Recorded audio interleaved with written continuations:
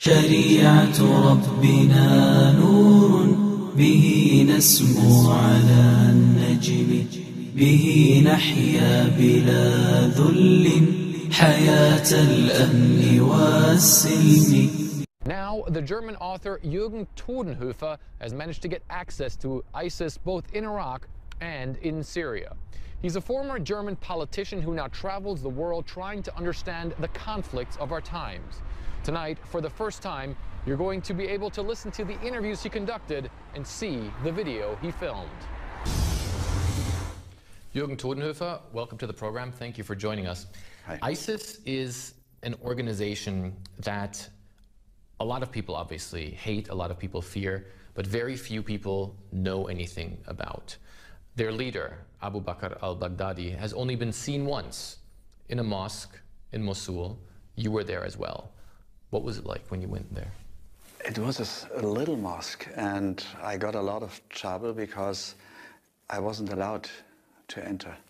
And I've been criticized, and we had a hard dispute about that. I wasn't allowed to go there because I was only a Christian. What's life like under ISIS? What's life like for the people in Mosul? Because that was the main place that you visited. So I think after 1 week you cannot say how life really is. I've been in Mosul 11 years ago, but I must say, because I have to tell you the truth, it looked like 11 years ago.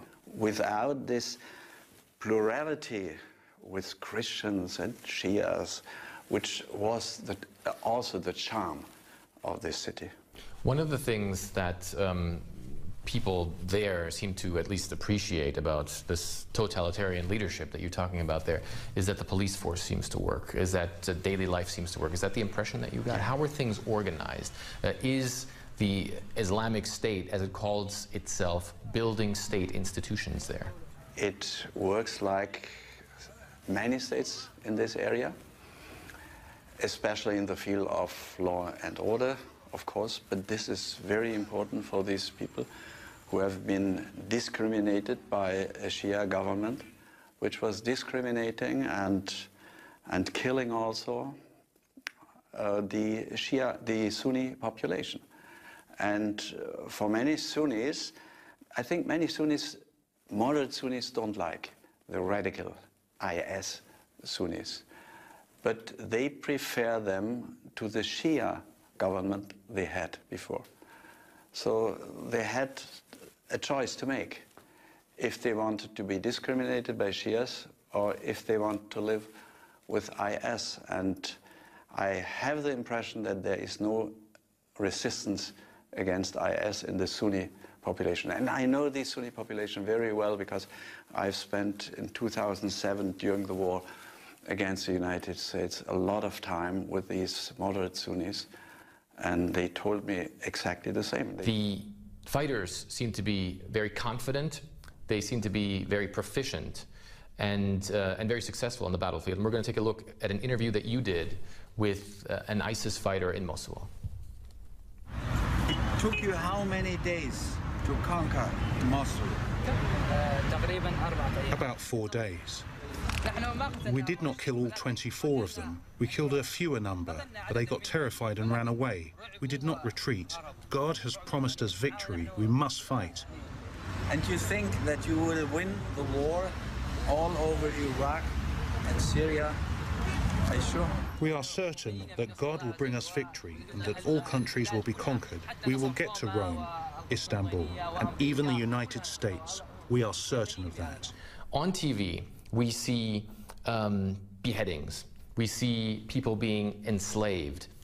How much of that did you see when you were there? I didn't see that, but this is horrible for me too. I saw these videos too.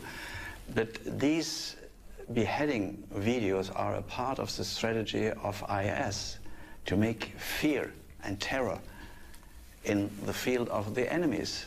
And this is one of the reasons why the enemies run away when the fighters of IS arrive. It's a clear strategy, and I had every day long discussions with them because I said, you know, I have read the Quran. I know Islam. Islam is a religion of mercy, but where is your mercy? And they answered, there's no time for mercy now. We prefer that our enemies fear us. Why, so why wouldn't the local population rise up against that, though? How can they live under something like that?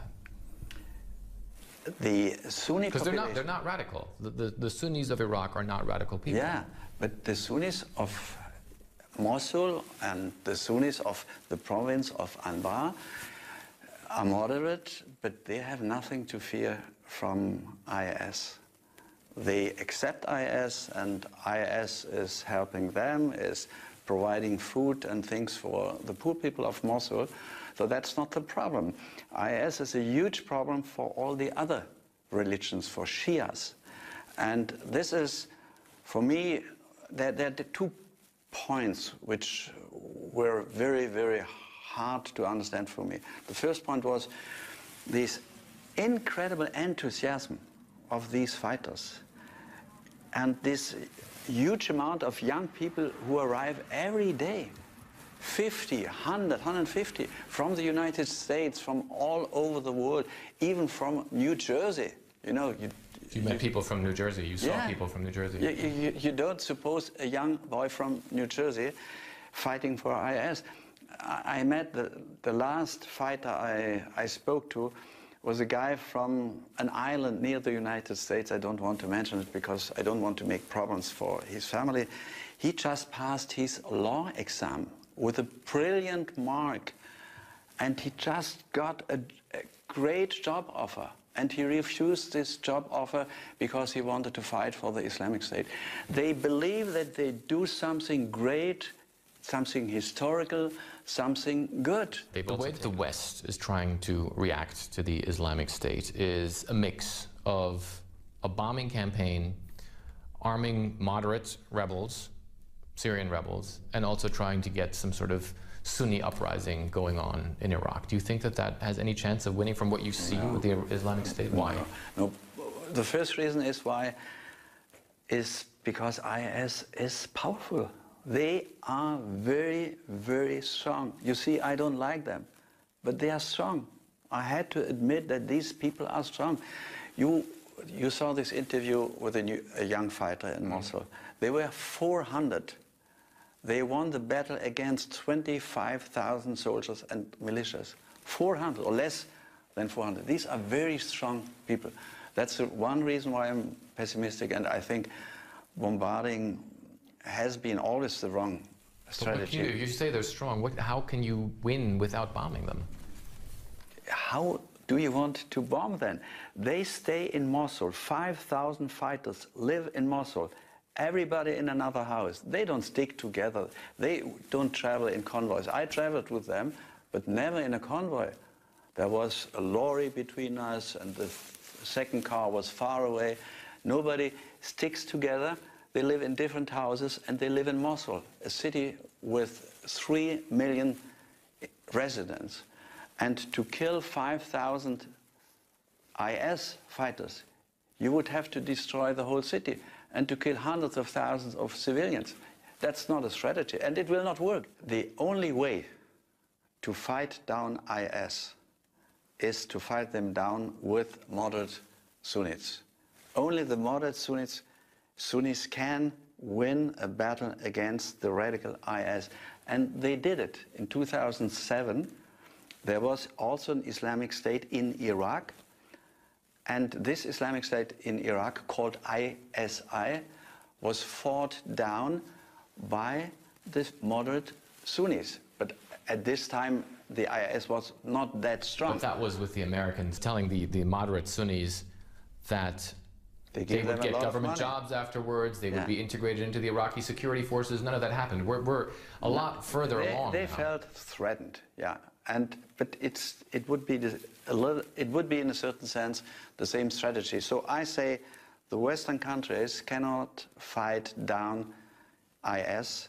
Only Arabs can fight down IS, and only Sunni Arabs can fight IS. And the Sunnis will only fight against IS if they are reintegrated in the country of Iraq. They are completely discriminated. And this is... One group that you're not talking about is the FSA right now, the moderate Syrian They're rebels. laughing about the FSA. They don't take them for serious.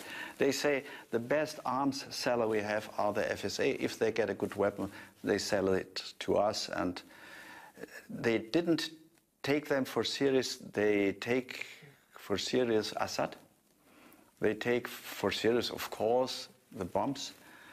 But they fear nobody, and FSR doesn't play any role. We're going to talk a lot more about ISIS's strategy, about their long-term goals. We'll have more from Jürgen Тоденhöfer, who's just visited the Islamic State in just